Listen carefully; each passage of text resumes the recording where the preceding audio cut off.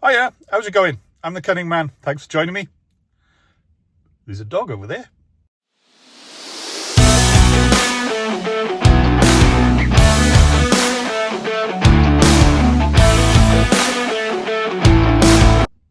Okay, right.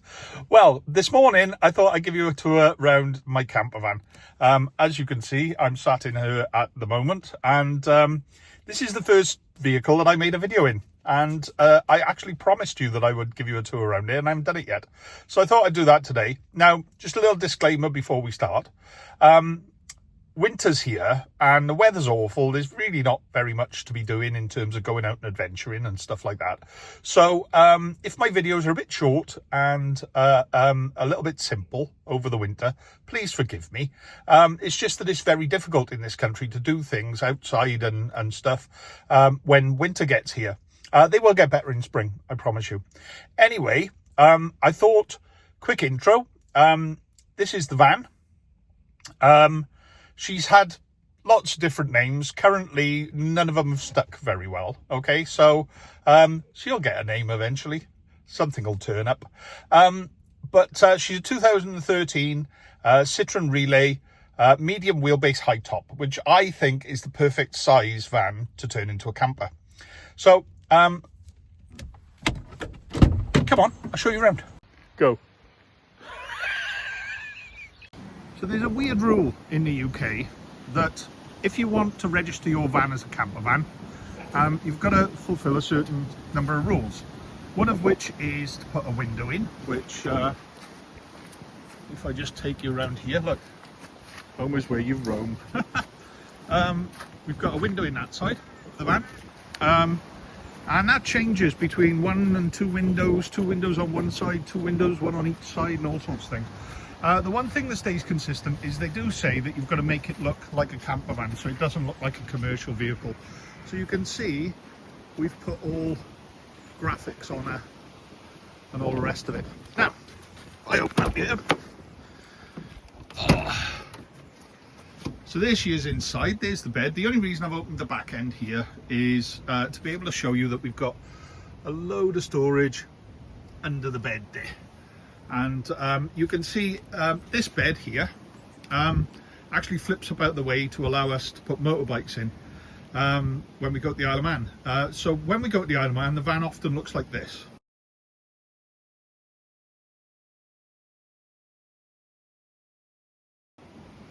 And as you can see, the beds flip out the way. So I did a little video yesterday with the Cunning woman, showing you how the beds flip down. So let's put the bed down, making sure that the middle of the van is empty. The first thing you do is you get these two from here, take one of them each, and they screw into there like that, and then just undo this little bracket that I made, which has just got a little wing nut bolt in to hold it all in, and then the bolt comes out and this folds down, and you put that back in there so you don't lose it. As you can tell, this may not be the first bolt I've ever put in there because I may have lost a couple. Then what you do on this side is you take the bolt out,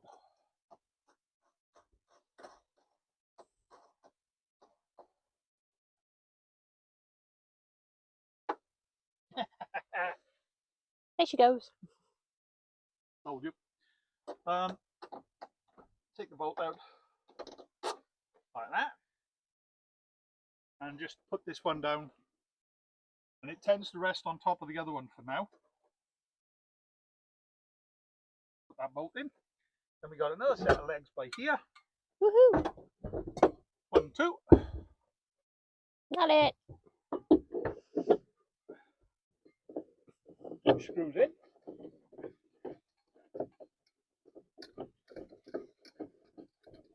Working hard, working hard. Still going. Working hard. There we go. And then you just pick the two of them up, put them down together. You got a firm, stable base there, which is very, very secure. bit of a demonstration, and then if you want to jump off, you flip down the mattresses. One goes to there, like that. Then you flip the little air mattress thing forward. That's basically so you don't get moisture or mold under your mattress, because obviously when you sleep on it you generate a certain amount of heat, a certain amount of body heat. So you flip that over, and then this one comes down. You just pick up and flip that to there, and you can see you've got full-sized. Come and get you. Have a look.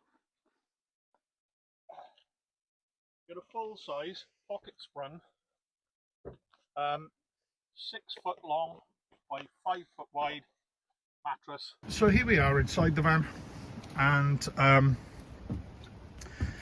I thought I would give you a tour around. So as you can see, the bed's particularly easy to flip down and up as well. So let's start from the door then. So from the doorway here, we've got a bit of 12-volt lighting up there. We've got a nice big storage area up in there where we keep the telly and all that when we go away. We have running water, and we also have 240-volt electricity that pops in and out. You obviously need to be hooked into a campsite for that, and the electricity is in there, as is the leisure battery. They're boring, you don't need to see those. So we have our fridge, which obviously is tied in because we're traveling at the moment. The thing you always need in a camper van is your fire extinguisher, and we've got a box full of plates and bits and pieces there. I'm not sure why that's on the floor. And then in this one we have a little bit more shelving and so on, and lockable storage, which is always important in a van. I think that you've got somewhere where you can double lock things, so you lock the van when you go out, and then if there's anything important we can lock it in there as well. Now, one of the things that we felt was really important in a camper van for us, because we do go away in with motorbikes and all the rest of it, is you don't want your gear all over the place knocking about. So we built in a full-size wardrobe which goes all the way to the floor, as you can see. Water storage is in this cupboard at the bottom there. Don't know if you can see the water jugs are down by there, but it's long enough that you can put motorbike jackets and all away. Now it was a choice. A lot of people put showers in these things, and we had a discussion and we were like, should we have a shower? And because we do tend to stay on campsites quite a bit, we decided that we weren't going to, and we would put a wardrobe in instead. We got another light there which is all maneuverable, which is good for reading in the evening. Then we've got our control box here for all of the appliances, and then rather unusually for a camper van, we've got a microwave as well. We do have a gas cooker that comes out and sits on the side by here. It's one of those ones that you put little canisters in and it folds out. We've got lots of cupboards here, and lots of cupboards here. Now you can see they're currently full of all of the bedding and so on, because obviously we're not going away in it because it's winter. All of this van is completely homemade. When we bought it, it was just a normal everyday work van. It was owned by a gym, and they used to use it to go and take gym equipment to places. We insulated it, lined it, converted it, and we then built everything inside as well. And as you can see, everything is made to be as light as possible. So if I just show you, all the frameworks made of very light wood, nothing massive. And it was made to be as light as possible so we could carry motorbikes in here. And with the two bikes, we've worked it out, with the two bikes, it's underneath the maximum axle weight for the van as well, so it's perfectly legal to drive on the road. So when you're in bed as well, by here, that's just the bracket, but that's where the television goes. So you lie in bed and you watch the telly. And then I think probably The last thing I'll show you, and I don't show many people this, so you're very, very privileged, is this little box here, which is very funky and has the 3 legs of man on the side. But this is probably the most important feature of the van, because in here, pull that out the way, is the loo. That's where we go to the toilet in the night. Number ones only, nothing else allowed. Yeah, so that's the van. Now you can see these straps are hanging off things, and that's purely because I've been transporting some motorbikes around in the van for a friend of mine, and we can use those to strap things down. So yeah, very short tour of the van because there's not very much to it.